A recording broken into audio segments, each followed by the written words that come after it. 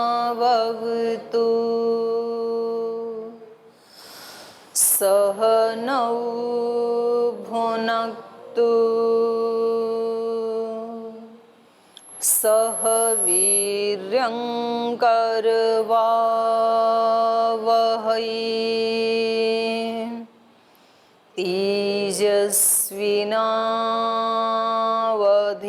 तेजस्विनावधीतमस्तु मा विद्विषावहै।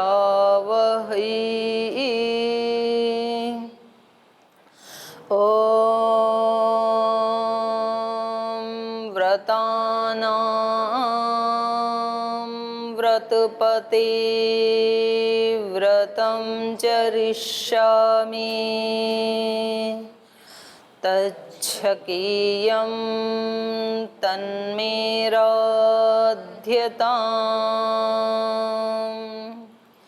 इदमहमनृतात् सत्यमुपैमि। ॐ शान्ति शान्ति शान्तिः।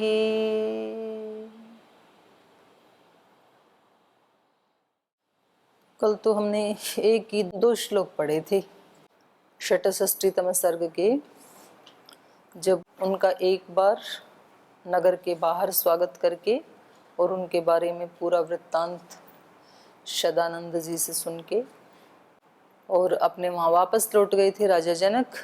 और अगले दिन सुबह सुबह अपने नित्य कर्मों को किया उन्होंने पहले। तथा प्रभाते विमले कृतकर्मा नराधिपः विश्वामित्रम महात्मानम आजुहावस्य राघवम। फिर उन्होंने अपने नित्य कर्म करने के बाद महात्मा विश्वामित्र जी को राघव सहित बुलाया और तम अर्चयित्वा धर्मात्मा शास्त्र दृष्टेन कर्मणा। और उन धर्मात्मा विश्वामित्र जी को शास्त्र दृष्टि से, माने शास्त्र के अनुसार, शास्त्र में जो अतिथि यज्ञ का वर्णन किया है, तो शास्त्र दृष्टि का मतलब ये है कि अपने पास जो भी है, किसी के पास अधिक है, किसी के पास कम है, लेकिन उसमें श्रद्धा की पराकाष्ठा होनी चाहिए। अतिथि को कुछ देते समय, अतिथि कोई नहीं, किसी को भी कुछ देते समय श्रद्धया देयम, श्रद्धा पूर्वक देना चाहिए। आप किसी को प्रणाम ही देते हैं, प्रणाम करते हैं, तो प्रणाम कैसे करना चाहिए? केवल खाना पूर्ति करने के लिए नहीं, श्रद्धा पूर्वक। किसी को विद्या का दान दे रहे हैं, पढ़ा रहे हैं, तो इसलिए नहीं कि सिलेबस में लगा है ये तो पूरा करना ही पड़ेगा। श्रद्धा पूर्वक, श्रद्धा से देना चाहिए। सामने बैठे वाला जो व्यक्ति है उसमें भगवान नजर आना चाहिए, भगवान की सेवा है ये। या किसी को रुपए पैसे देते हैं, अन्न देते हैं, वस्त्र देते हैं, अनेक प्रकार का दान हो सकता है, तो वो श्रद्धा पूर्वक देना चाहिए। अतिथि को भी श्रद्धा पूर्वक देना चाहिए। अपने घर में कोई आता है तो कई बार व्यक्ति के पास होता तो बहुत है पर श्रद्धा नहीं होती है। जैसे दुर्योधन के पास तो बहुत था, लेकिन कृष्ण ने उनके घर में खाना खाया नहीं, विदुर जी के यहाँ जाके खाना खाया। क्यों नहीं खाया? इतने अच्छे अच्छे राजभोग क्यों छोड़े? क्योंकि श्रद्धा नहीं है। तो श्रद्धा नहीं है तो फिर वो तो पाप हो जाएगा उनका खाना, ऐसे लोगों का। तो ऐसे लोगों का आतिथ्य भी नहीं लेना चाहिए। जहाँ व्यक्ति के अंदर श्रद्धा नहीं है, सत्कार नहीं है, तो उससे अच्छा तो भूखा ही रह जाए, वही ठीक है। पर उनके घर का अतिथि नहीं बनना चाहिए, और बनाना भी नहीं चाहिए श्रद्धा नहीं है तो। अगर बिना श्रद्धा के अतिथि बना लिया तो आप खाना तो खिला देंगे, लेकिन वो अपने पाप छोड़ के चला जाएगा आपके लिए, आपकी यदि श्रद्धा नहीं है तो। और यदि श्रद्धा है तो वो अपने पुण्य छोड़ के चला जाएगा और आपके पाप लेके चला जाएगा। तो 5 जो महायज्ञ बताए हैं शास्त्र में, उनमें अतिथि यज्ञ भी एक है उन 5 में। तो इसलिए इन्होंने अतिथि यज्ञ के लिए तम अर्चयित्वा ये कहा, उनकी अर्चना की। अतिथि भी अर्चना करने योग्य होता है, जैसे ईश्वर अर्चना करने योग्य है ना, स्वकर्मणा तम अभ्यर्च, अपने कर्मों से उसकी अर्चना करके। ऐसे ही अपने कर्मों से अतिथि की अर्चना करके, देव माना ना उसको, अतिथि को, अतिथि देवो भव। तो वो तो अतिथि तो कोई सामान्य मनुष्य भी हो सकता है, लेकिन हमारे लिए क्या है? वो देवता है। माता पिता किसी के लिए सामान्य मनुष्य हो सकते हैं, पर हमारे लिए क्या है? देवता हैं हमारे माता पिता। जो गुरु है वो किसी और के लिए सामान्य मनुष्य हो सकता है, लेकिन हमारे लिए हमारे गुरु क्या है? देवता हैं। राष्ट्र किसी और के लिए जमीन का टुकड़ा हो सकता है, लेकिन हमारे लिए क्या है? राष्ट्र देवता है। राष्ट्र देवो भव, मातृदेवो भव, पितृदेवो भव, अतिथि देवो भव, राष्ट्र देवो भव। तो ऐसे ही इन्होंने बताया कि उन्होंने उनका शास्त्र दृष्टेन कर्मणा, शास्त्र में जैसा विधान है वैसा ही कर्म के द्वारा उनकी अर्चना करके उनका आदर सत्कार किया, उनको बुलाया। और जब उनको बुलाया तो राम लक्ष्मण ने उनको ये वाक्य कहे। ये प्रसंग चल रहा था। पीछे के पाठ से कोई प्रश्न आपका? जी। ओम प्रणाम दीदी जी। आपने पूछा था कि परिक्रमा क्यों करना चाहिए। हाँ। तो मैंने ये सोचा विचार किया कि जैसे हम गुरु की परिक्रमा करते हैं या मंदिर की परिक्रमा करते हैं, तो ऐसा संकल्प होता है कि हम आपकी आज्ञा में ही रहेंगे, आज्ञा से बाहर नहीं जाएंगे। तो ये संकल्प रख करके या तो वो परिक्रमा करना चाहिए। अच्छा मैंने सोचा है ऐसा। अच्छा है। और क्या सोचा किस किसने? ओम दीदी प्रणाम। मुझे ऐसा लगा कि हम अगर किसी की प्रदक्षिणा करते हैं तो ऐसा भाव होता है कि उनके गुण, उनके जो दिव्य कर्म हैं, उनका कुछ अंश हम में भी आ जाए और हमारी जो अवगुण हैं वो कहीं ना कहीं छूट जाए। चारों तरफ घूमने से ही क्यों आएंगे? वो तो आगे से ही आ जाएंगे। वो मतलब संपूर्णता का एक परिचायक है कि पूरी तरह से हम उनके चारों तरफ घूम रहे हैं। और प्रणाम दीदी। मैंने चिंतन किया तो मुझे मतलब ऐसा लग रहा था कि गुरु आज्ञा और भगवान का आज्ञा में पालन करते हुए जैसे परिक्रमा करते हैं, तो चारों दिशाओं से जो दिव्य शक्तियाँ हैं उनसे हम लोग शक्ति मांगते हैं, ऐसा मुझे अनुभव हुआ। ठीक है। और आपने भी तो किया होगा चिंतन? हाँ, क्या किया? बोलो। प्रश्न बाद में पूछना, पहले मेरे प्रश्न का उत्तर दो पहले। दीदी मुझे ऐसा लगता है कि हम अपनी श्रद्धा भक्ति आदि से गुरु के सन्निधि में ही रहें।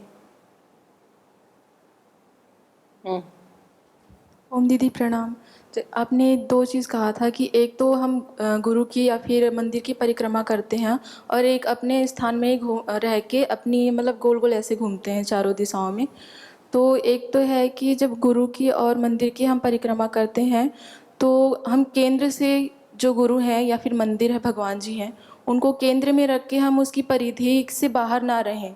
ऐसा हम उनको केंद्र मान करके उसी एरिया में ही रहना चाहते हैं, मतलब उससे दूर नहीं होना चाहते हैं। तो उनकी जो आज्ञा है, उनके जो भी सद्गुण हैं वो हमारे भीतर घटित हों, हम ऐसी प्रार्थना करके अंदर से वो भाव रख के हम गोल उनकी परिक्रमा करते हैं। और रही बात ये कि हम एक स्थान में रह के चारों दिशाओं में घूमते हैं, तो गुरु को या फिर भगवान को अपने भीतर अनुभव करके, या फिर चारों दिशाओं में जो भी देवी देवताएं हैं, जो शक्तियां हैं, उनको प्रणाम करते हैं कि केवल एक ही दिशा में नहीं, हमारे सभी दिशाओं में हमारा प्रणाम पहुँचे। ठीक है। हाँ जी माता जी। ओम दीदी प्रणाम। दीदी जैसे मंदिर में जाते हैं तो ये भाव रहता है कि भगवान हमारे और हम भगवान के पूरी तरह समर्पित होके, तो वैसे ही गुरु की जब प्रदक्षिणा करते हैं तो यही भाव होता है कि अब हम गुरु के हो चुके हैं, गुरु हमारे।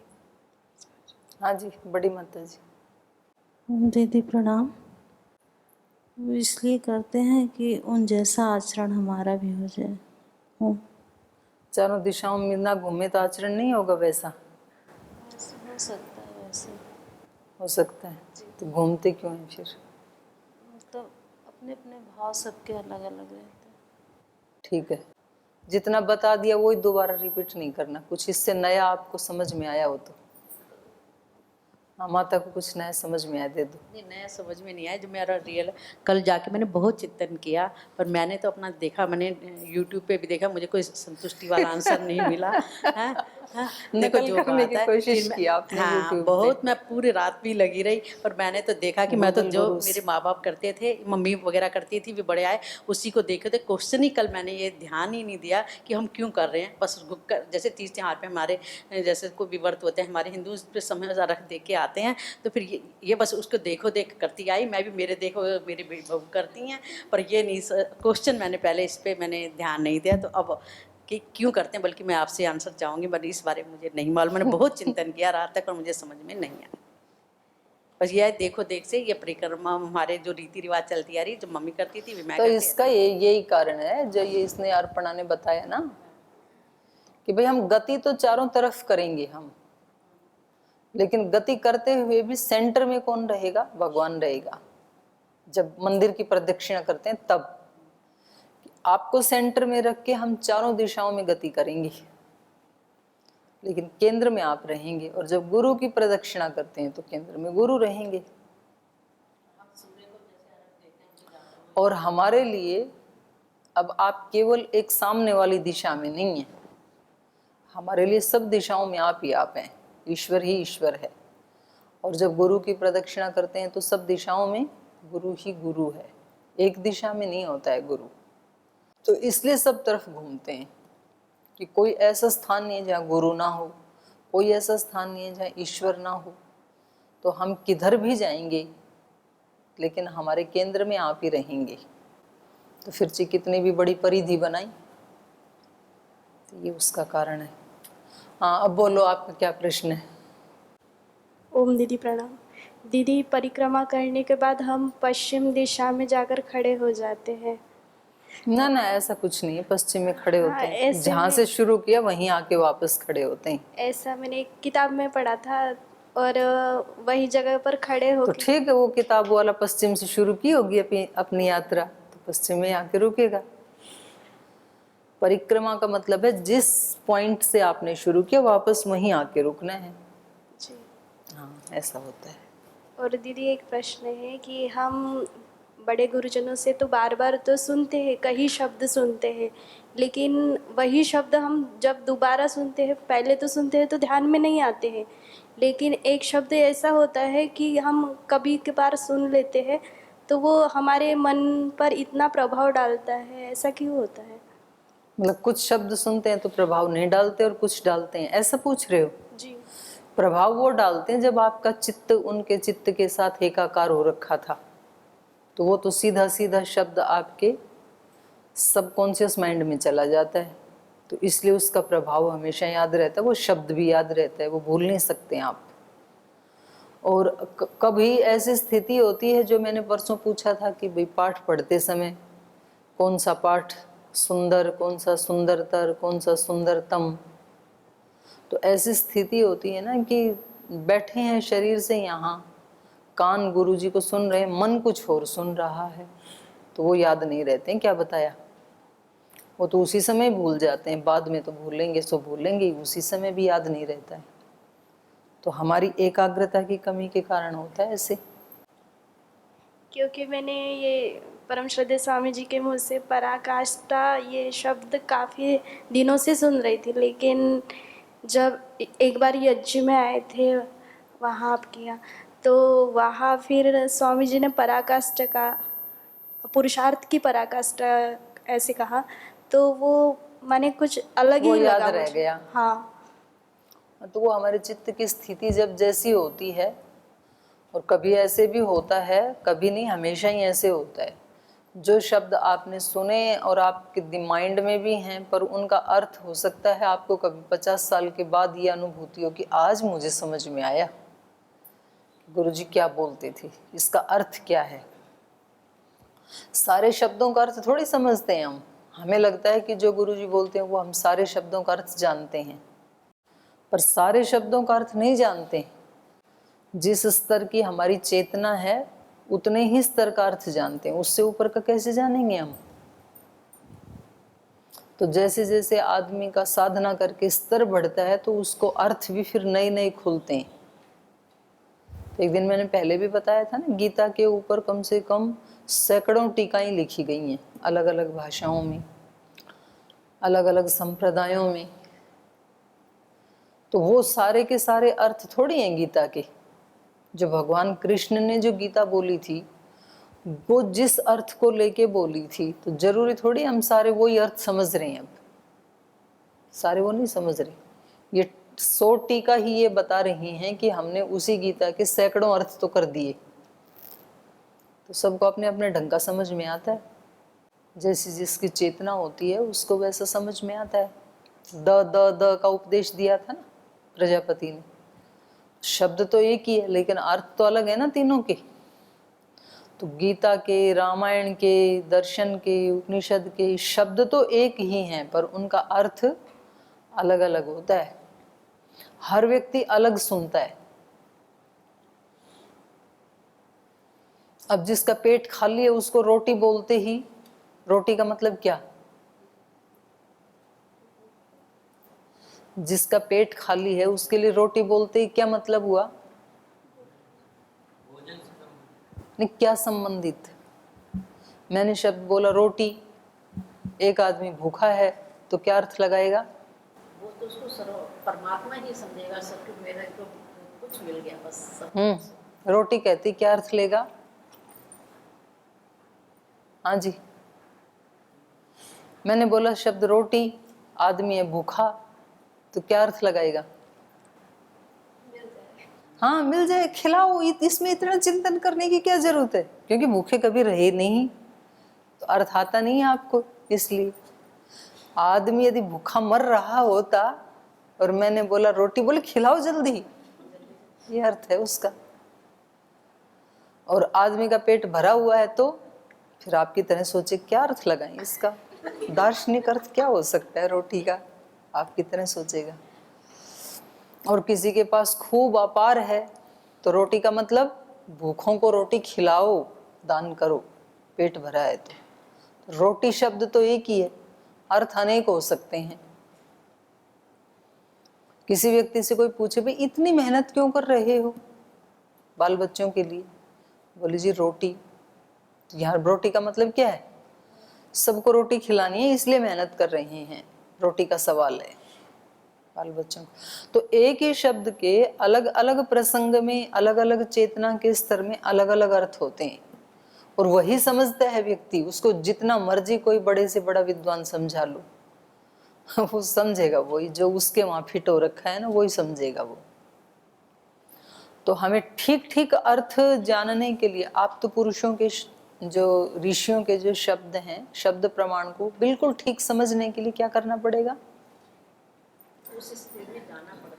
आप तो पुरुष ही बनना पड़ेगा।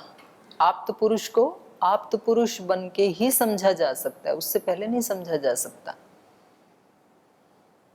महर्षि दयानंद को महर्षि दयानंद बन के ही समझा जा सकता है, भगवान महावीर को महावीर बन के ही समझा जा सकता है, बुद्ध को बुद्ध बन के ही समझा जा सकता है, नहीं तो उनके चेले भी नहीं समझे। स्वामी जी महाराज के वाक्यों को स्वामी जी बन के ही समझा जा सकता है, उससे पहले समझ में नहीं आते हैं। बोलते हैं, हम अपने हल्के में उड़ा देते हैं, हमें पता ही नहीं।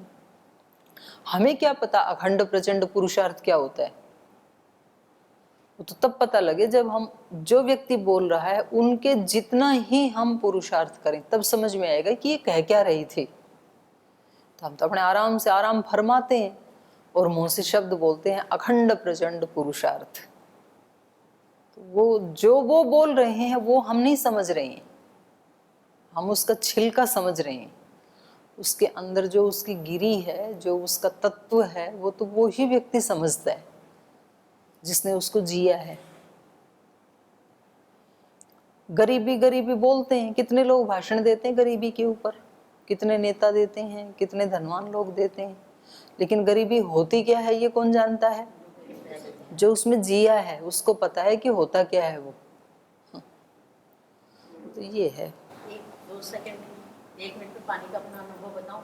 पहला है, आज से 35 साल पुरानी बात है, हम लोग कहीं घूम कर आ रहे थे, जब मतलब आज 40 साल शादी को 35 साल, जब बोतलें वगैरह नहीं थी, हम बहुत घूम के आ रहे थे। हम तो इसी में बता दो, माता माइक ले रखा है तो हाँ, बता दो अच्छा, जल्दी। हम लोग बताना, मतलब घूम के आ रहे थे, पानी मुझे ही प्यास लगी थी, तो मेरे को ऐसा लग रहा अब मेरे से पानी का कोई महत्व पूछे। मैंने कहा मैं पहली थोड़ी कम प्यास थी, तो मैं सोची किसी से पूछूंगी कि भाई हमारे हिंदू धर्म का होगा, उससे पानी लूँगी। फिर और प्यास बढ़ी, फिर मैंने कहा कोई जाति उती नहीं पूछूंगी, मेरे को पानी मिल जाए।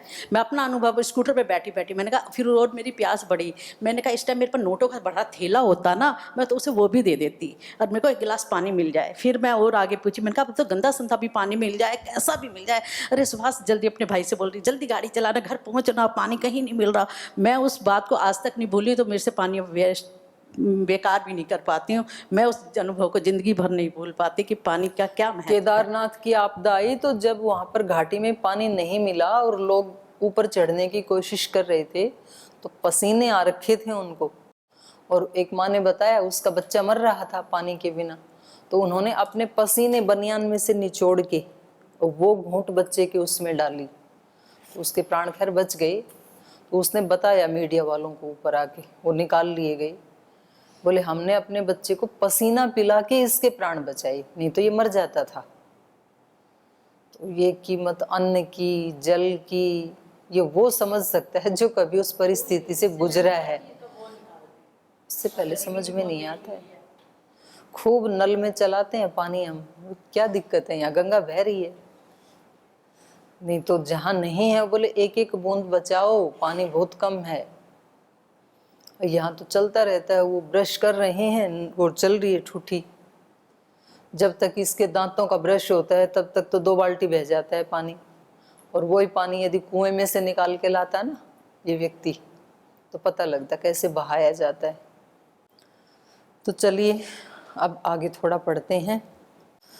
ततः प्रभाते विमले कृतकर्मा नराधिपः विश्वामित्रं महात्मानं आजुहाव स राघवं तमर्चयित्वा धर्मात्मा शास्त्रदृष्टेन कर्मणा राघवौ च महात्मानौ तदा वाक्यम् उवाचः भगवन् स्वागतं तेस्तु किं करोमि तवानघ भवान् आज्ञापयतु माम् आज्ञाप्यो भवता ह्यहम् एवमुक्तः स धर्मात्मा जनकेन महात्मना प्रत्युवाच मुनिश्रेष्ठो वाक्यं वाक्यविशारदः पुत्रौ दशरथस्येमौ क्षत्रियौ लोकविश्रुतौ द्रष्टुं कामौ धनुश्रेष्ठं यत्ते तद्वै तिष्ठति एतद्दर्शय भद्रं ते कृतकामौ नृपात्मजौ दर्शनादस्य धनुषः यथेष्टं प्रतियास्यतः एवमुक्तस्तु जनकः प्रत्युवाच महामुनिं श्रूयतामस्य धनुषः यदर्थं निहतिष्ठति देवरात् इति ख्यातो निमेर्ज्येष्ठो महीपतिः न्यासोऽयं तस्य भगवन् हस्ते दत्तो महात्मनः। तो जब उन्होंने उनका शास्त्र की रीति से उनका अर्चन आदि किया, तो राघवौ तदा महात्मानौ तदा वाक्यम उवाचः, तो तो उन्होंने इस प्रकार से कहा, भगवन स्वागतम तेस्तु किम करोमि तवानघः। हे भगवन, आपका स्वागत है। हे निष्पाप, बताइए मैं और आपकी क्या सेवा कर सकता हूँ। भवान माम आज्ञापयतु, आप मुझे आज्ञा दीजिए। जनक पूछ रहे हैं, भवान आज्ञापयतु माम, आज्ञाप्यो भवता ही अहम, मैं आपकी आज्ञा का पालन करूंगा, आपकी आज्ञा पालन करने के लिए मैं तैयार हूँ, सेवक तैयार है, बताइए अब मैं आपकी क्या सेवा कर सकता हूँ। एवं मुक्त स धर्मात्मा जनके न महात्मा न। तो इस प्रकार महात्मा जनक के द्वारा जब ऐसे कहा गया कि बताइए हम आपकी और क्या सेवा कर सकते हैं, उनकी पूजा अर्चन तो सब किया शास्त्र विधि से, उनको खाना वाना भी खिलाया, नाश्ता कराया, तो और बताइए आपकी क्या सेवा कर सकते हैं। तो ऐसे कहे जाने पर उन्होंने कहा, प्रत्युवाच मुनि श्रेष्ठ वाक्यम वाक्य विशारद, वाक्यों को जानने वाले शब्दवेत्ता मुनि श्रेष्ठ विश्वामित्र ने इस प्रकार से उनको कहा। उनसे कहने लगे, दशरथस्य इमौ पुत्रौ, ये दोनों महाराजा दशरथ जी के पुत्र, उनका परिचय दिया विधिवत। दशरथस्य इमौ पुत्रौ क्षत्रिय, ये दोनों क्षत्रिय हैं। लोक विश्रुतौ, जग विख्यात जो राजा दशरथ हैं क्षत्रियत्व में, क्योंकि उन्होंने देवताओं से भी युद्ध किया था महाराजा दशरथ ने, और देवों से युद्ध करते समय ही उनका जो रथ का वो बीच का जो धुरी थी वो निकल गई थी, तो महारानी कैकेयी ने अपनी उंगली डाल दी थी उसमें कि मेरे, नहीं तो पहिया गिर जाता और वो रथ से गिर जाते तो वो पराजित हो जाते। तो उसने बहुत द्रुत गति से नीचे छलांग लगा के, पहले महिलाएं भी युद्ध में साथ में जाती थी, युद्ध करना भी जानती थी, आज भी करती हैं, मिलिट्री में भी बहनें हैं, फोर्स में हैं बहनें, तो उस समय भी ऐसे ही था। तो उससे ही प्रसन्न होकर के उन्होंने उनको वरदान दिए थे, जो उन्होंने दुरुपयोग किया बाद में। तो ये जो राजा दशरथ हैं, ये अपने क्षत्रियत्व के लिए लोक विश्रुत, जग विख्यात थे, सब जानते थे कि वो बड़े पराक्रमी राजा हैं। तो इसलिए उनका परिचय देते समय इन्होंने ये विशेषण लगाया कि ये जो दोनों पुत्र हैं, ये जानते हैं किनके बेटे हैं, लोक विस्तृत क्षत्रिय दशरथस्य इमौ पुत्रौ, ये दोनों महाराजा दशरथ के पुत्र हैं जो लोक विख्यात हैं। दृष्टु कामौ धनुः श्रेष्ठम, और ये आपके पास जो श्रेष्ठ धनुष रखा है उसको देखना चाहते हैं। इनके धनुष की भी पूरी प्रसिद्धि हो रखी थी उस समय, तो इन्होंने भी सुना होगा।